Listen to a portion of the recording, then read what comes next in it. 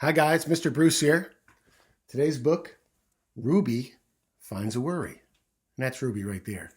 But before we start, eyes watching, ears listening, voices quiet, body calm. Okay, Ruby finds a worry.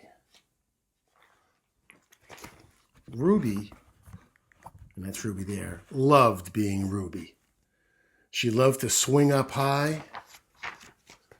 She loved to explore faraway places. Sometimes she even went all the way to the very bottom of the garden.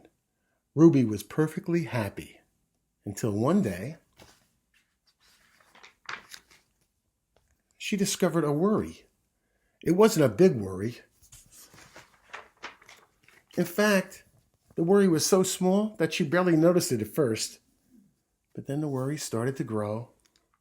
And each day it got a little bit bigger. It just wouldn't leave her alone. It was there at breakfast, staring over the cereal box. It was still there at night when she brushed her teeth. The funny thing was, no one else could ever see Ruby's worry, not her teacher, not her mother. So Ruby pretended that she couldn't see it either. She tried to carry on with her life as if everything was normal, but it wasn't. The worry was there, stopping her from doing the things she loved, and always growing. She wondered if the worry would ever go away. What if it didn't go away? What if it stayed with her forever? Ruby didn't realize, but she was doing the worst thing you can do with a worry. She was worrying about it. Now, the worry was enormous. She could barely fit at the kitchen anymore. It filled up half of the school bus. It took up a whole row in the movie theater. The worry became the only thing that Ruby could think about. It seemed like she would never, ever feel happy again. Then, one day, something unexpected happened. Ruby noticed a boy sitting alone at the park.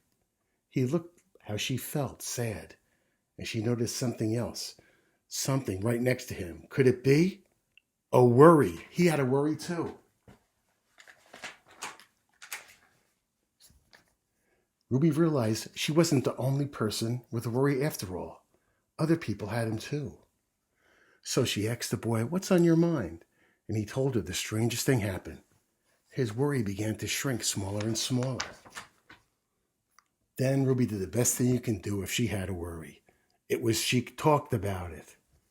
As the words tumbled out of her, Ruby's worry began to shrink and shrink and shrink and shrink and shrink. Soon, both of their worries were completely gone. Ruby felt like herself again. Of course, that wasn't the last time she would ever get a worry. Everybody gets them from time to time. But now that she knew how to get rid of them, they never hung around for long. The end. Okay, well, that was good.